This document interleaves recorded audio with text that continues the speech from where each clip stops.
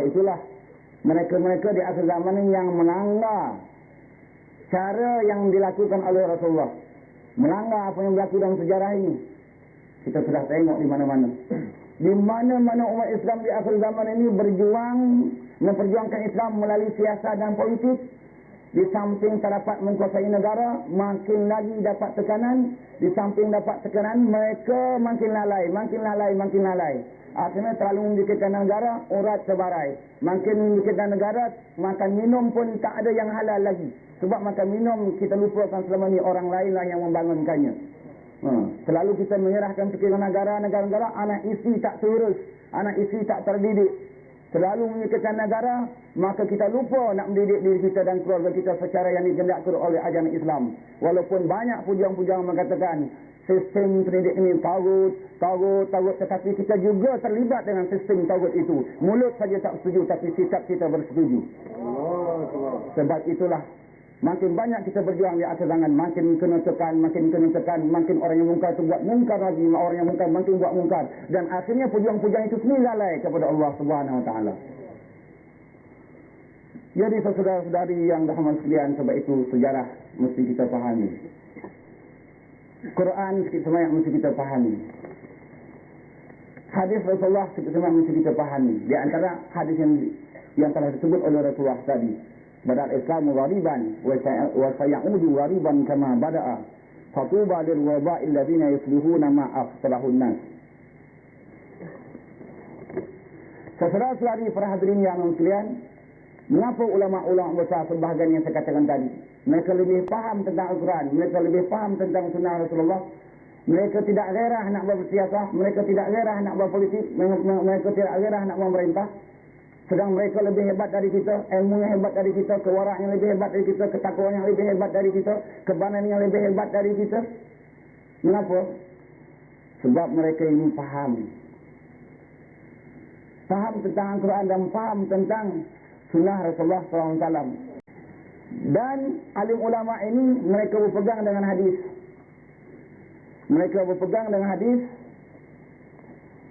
Selagi penguasa negara itu bersemayang, selama itu tidak boleh dijatuhkan.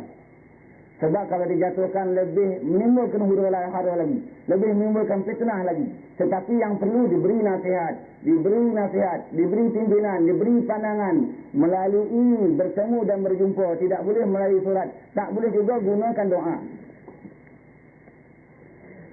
Dan mereka ulama-ulama besar ini, ulama-ulama ini, mereka faham tentang hadis.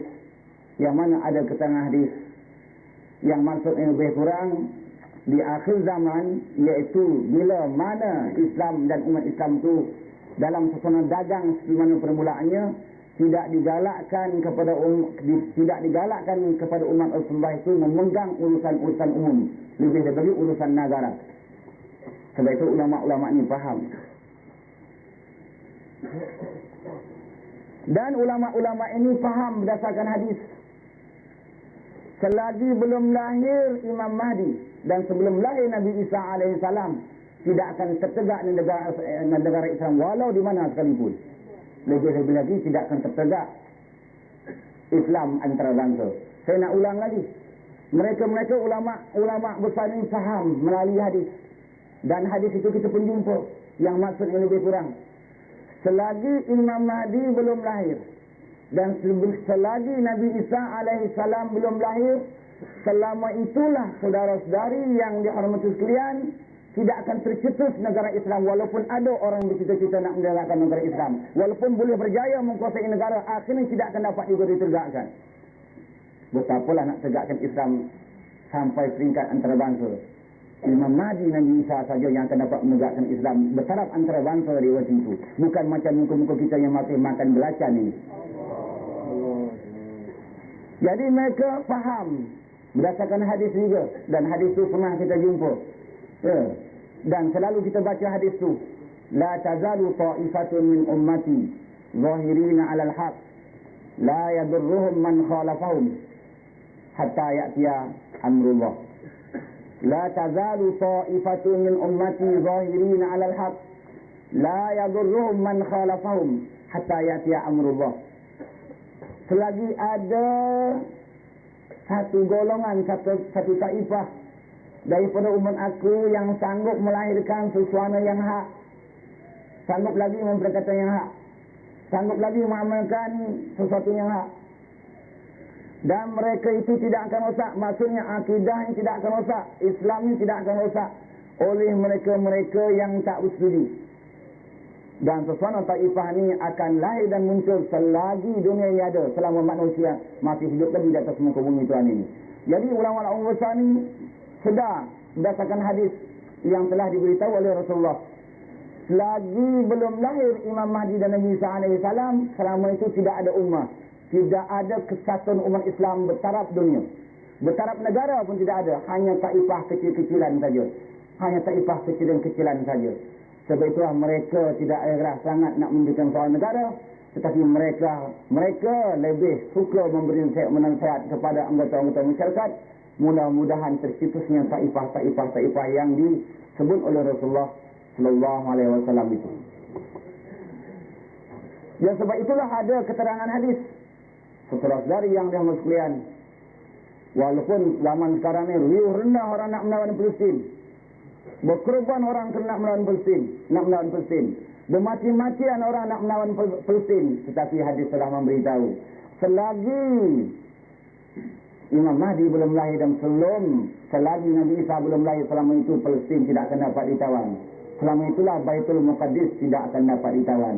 Yang akan dapat menawan Baitul Muqaddis berdasarkan hadis adalah Imam Mahdi dan Nabi Isa alaihissalam, bukan macam muka-muka kita ini.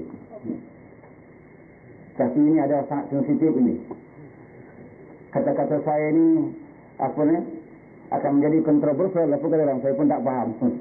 Banyak orang marah. Maklumlah orang zaman sekarang mau berjuang terlalu besar. Mungkin Palestin, Baitul Muqaddis. Surau tempat sendiri pun tak terisi Baitul Muqaddis nak fikirkan.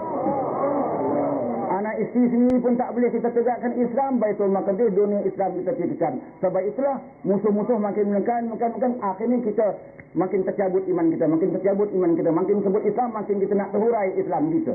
Makin kita sebut Islam, makin dah kita tak berakhlak, makin tak berakhlak. Sebab apa? Kita buat kerja yang tak sepadan sama kita. Ulama-ulama besar zaman ni takut nak ambil masalah besar, kita selalu memikirkan masalah besar. Akhirnya yang besar tak dapat kita buat, yang kecil sebarai.